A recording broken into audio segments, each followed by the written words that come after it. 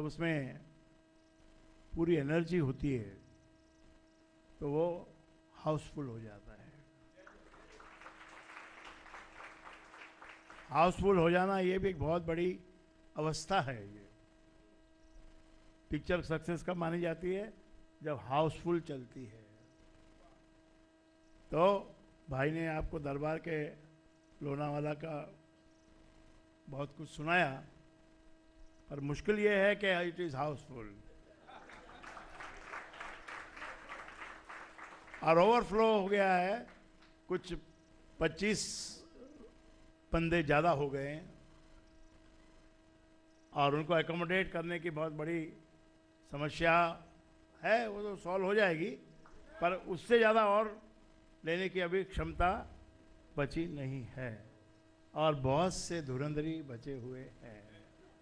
क्यों? क्योंकि वो सोचते हैं कि हमारा नाम तो लिखा ही जाएगा, हम तो बाद में लिखवा देंगे, नाम तो गुरु जी को बाद में लिखवा देंगे। तो ये भ्रम से अब आपको निकलना होगा।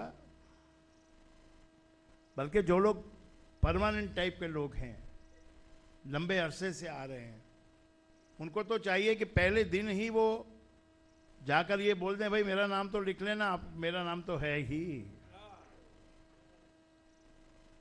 फिर भी दरबार में बड़ी कृपा है, मैक्सिमम लोगों के नाम तो लिए जा चुके हैं। थोड़े बहुत लोग जो रह गए हैं वो वैसे भी थोड़े नए हैं, कुछ पुराने हैं, वो तो जान छोड़ेंगे नहीं, वो तो किसी न किसी प्रकार से अपनी जगह बना ही लेंगे। तो जो प्रेम की जो बात बताई, आनंद, जो आनंद और प्रेम और भक्ति, ये सब एक ही वस्तु के अलग अलग दृष्टिकोण से अलग अलग नाम पड़ जाते हैं। है बात एक ही होती है। जब हम प्रेम में होते तब हम आनंद में होते, जब आनंद में होते तो हमारा मन प्रेम करने को करता है। और प्रेम का अर्थ होता है अपने से छोटे को प्रेम करना, और भक्ति का अर्थ होता है अपने से बड़े को प्रेम करना। जब हम कहते हैं हम अपने पिता को प्रेम करते हैं तो हम अक्सर ये नहीं कहते कि हम पिता के प्रेमी हैं, तब हम कहते हैं कि हम अपने पिता के भक्त हैं। इसी प्रकार लेकिन भगवान ऐसा तत्व है कि जो पिता भी है, माता भी है, सखा भी है, बंधु भी है, सब कुछ वही है। तो उसको हम प्रेम भी करते हैं, उसकी हम भक्ति भी करते हैं, उसकी हम सेवा भी करते हैं और उसकी हम भावना भी करते हैं। जैसे आसमान में सूरज निकलता है और धूप होती है, धूप भी जीवन के लिए अति आवश्यक होती है और धूप का बड़ा मजा भी मिलता है। सुबह के 9-10 के पहले पहले जो धूप होती है वो शरीर को बड़ी नरिशमेंट देती है, विटामिन देती है। उसके बाद लेकिन वो फिर तीव्र हो जाती है और तीव्र होकर वो सताने लगती है और फिर तीव्र होकर फिर मंदी हो जाती है। 4-5 बजे के बाद फिर धीरे धीरे धीरे धीरे हल्के से ढलने लग जाती है और फिर ढल ही जाती है। कोई भी दुख इसी प्रकार है, जीवन इसी प्रकार है। खिलता है फूल तो बड़ा आनंद होता है, लेकिन समय जब आगे बढ़ता है तो तीव्रता आ जाती है, भावनाओं में कुछ दोष आ जाते हैं, कुछ भावनाएं ऐसी बन जाती हैं कि सारा माल मुझे ही मिल जाए और सारा सुख मुझे ही मिल जाए, मेरे बच्चों को मिल जाए और मैं सब छुपा के रख दूं, कुछ दबा के रख दूं, आगे बहुत काम आएगा। तो ये भावनाएं जैसे दोपहर हो जाती है ऐसी ये भावना बन जाती है। एक प्रकार से थोड़ी सी उसके अंदर एक जरूरत से ज्यादा प्रलोभन उसमें आ जाता है, फिर हटता है, वो भी हटता है।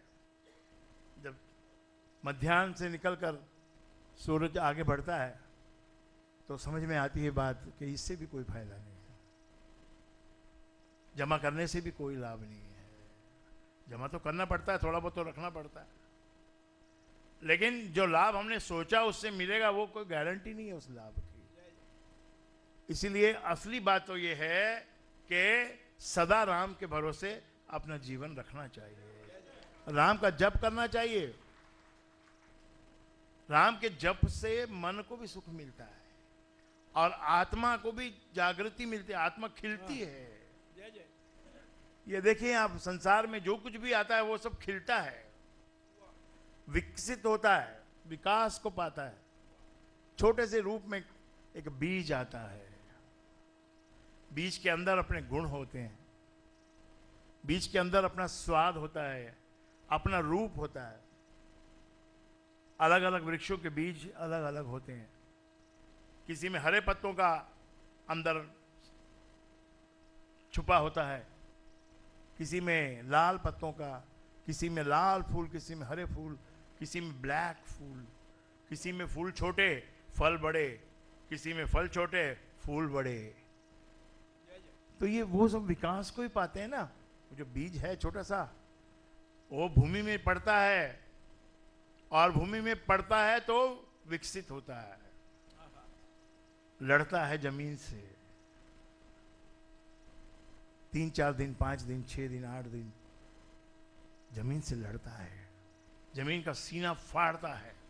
छोटा सा बीज ऐसी शक्ति रखता है कि जमीन का सीना फाड़ के और उसमें से अंकुरित होता है और अंकुर ऊपर को ही आता है।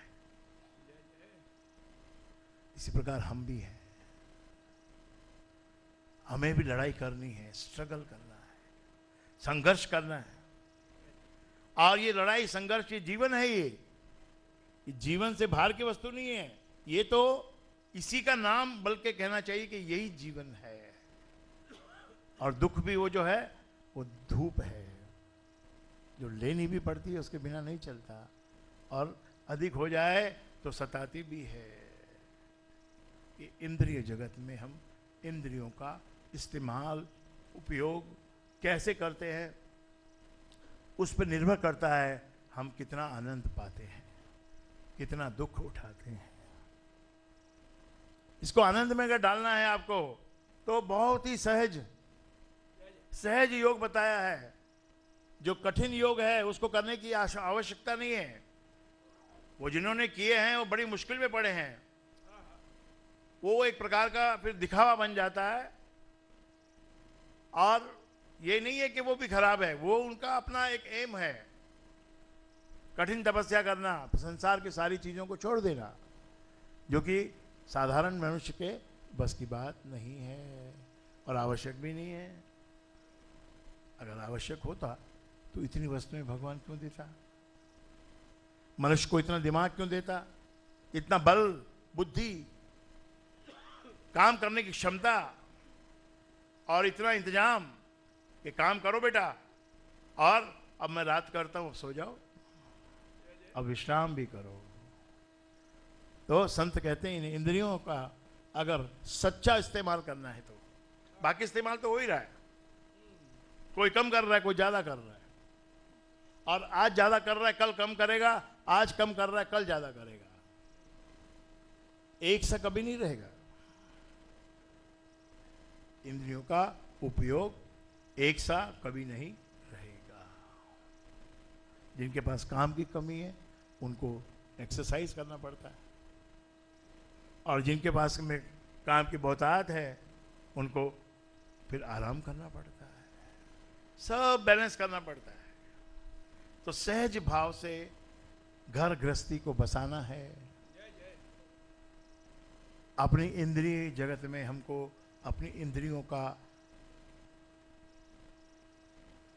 परफेक्ट इस्तेमाल करना है, एक निपुण व्यक्ति की तरह हमको जीना है। और इन इंद्रियों से कैसे सुख भोगा जाता है, इनसे काम लिया जाता है। काम का मतलब यह है कि काम में सेवा भाव आना चाहिए। जब उसमें सेवा भाव आ जाता है तो ये इंद्रियां, ये जीवन, ये शरीर, ये आत्मा, ये सब संतोष को महसूस करती है, आनंद को महसूस करती है। इससे काम लेना चाहिए और इससे फिर परम कर्म करना चाहिए। साधारण कर्म किया, अब परम कर्म करो, पराभक्ति करो। कर्म और भक्ति का मतलब जो कर्म हम बार बार करें, जो किसी के लिए करें, जो किसी को अर्पण करें, उनको हम भक्ति कहते हैं। उन कर्मों को ही हम भक्ति कहते हैं। समर्पण करना ये भी कर्म है ना।